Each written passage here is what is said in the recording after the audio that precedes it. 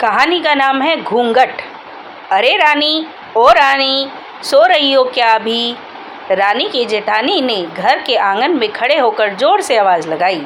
रानी तभी भागती हुई अपने कमरे से निकली और बोली, दीदी आ गई मैं। जेठानी बोली, रानी मैंने तुम्हें रात में ही बताया था कि सुबह को जल्दी उठ जाना, तुम्हारी मुंह दिखाई की रस्म है। रानी बोली, दीदी रात को नींद ही नहीं आई, जगह नहीं है ना, और सुबह आँख नहीं खुली। रजनी दीदी हंसती हुई बोली, रानी मेरी प्यारी देवरानी, जल्दी से घूंघट कर लो, अगर माँ जी आ गईं तो हंगामा हो जाएगा। रानी ने घूंघट किया ही था तभी माँ जी आ गईं और कड़कड़ाती आवाज़ में बोली, चलो अब क्या यहीं गपशप मारती रहोगी तुम दोनों? हमने चलना शुरू ही किया था तभी माँ जी ने रजनी दीदी के कंधे पर हाथ रखा और बोल पड़ी, पता है ना कहाँ से जाना है और कैसे जाना है? माँ जी ने बोला कि जब भी कोई बड़ा तुम्हारे सामने खड़ा हो तो हमेशा घूंघट में रहना और कम से कम अपने बड़ों के सामने आना, और बिना घूंघट के तो कभी आना ही नहीं। रजनी दीदी कुछ बोली ही नहीं, बस अपना सिर हिलाकर हाँ बोल दिया। रानी ने भी बस अपना ही सिर हाँ में हाँ हिला दिया।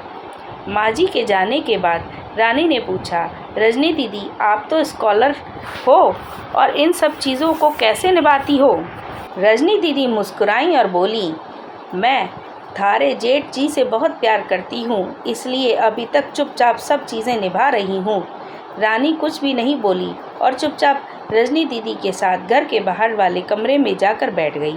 वहाँ पर एक पड़ोस की आंटी जी बैठी हुई थी। वो बोली, यह कैसी बहू आई है? ससुर जी सामने खड़े हैं और ये यहाँ बैठी है। रानी कुछ समझ ही नहीं पाई इसका मतलब। रजनी दीदी बोली, आंटी जी अभी नई है, यहाँ के रीति रिवाज सीखने में थोड़ा समय तो लगेगा।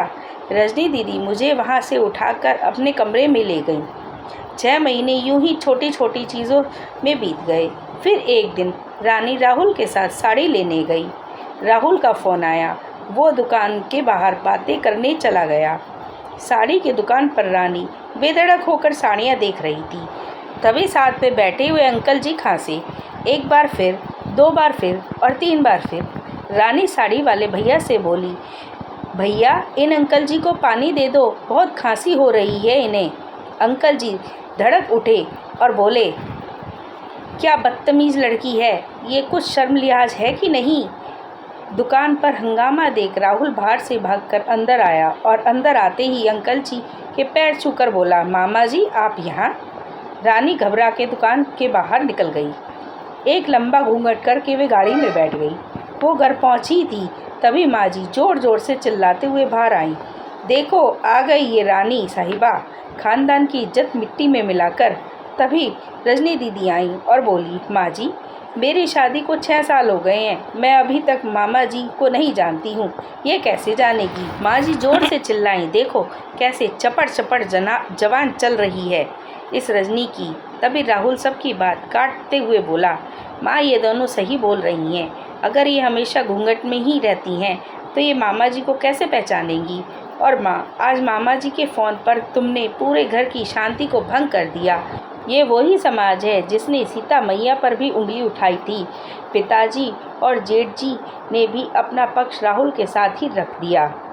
माँ जी थोड़ी देर सोचने के बाद वापस रजनी दीदी और रानी के पास आई और बोली, तुम दोनों को अपनी मर्यादा पता है, मुझे उम्मीद है तुम कभी भी मेरा सिर शर्म से नहीं झुकाओगी। हम एक ही परिवार के सदस्य हैं, हमें हमेशा साथ रहना है, अच्छा वक्त हो या बुरा, हर सदस्य को अपनी मर्यादा पता है। माँ जी ने मुझे और रजनी दीदी को गले लगा लिया।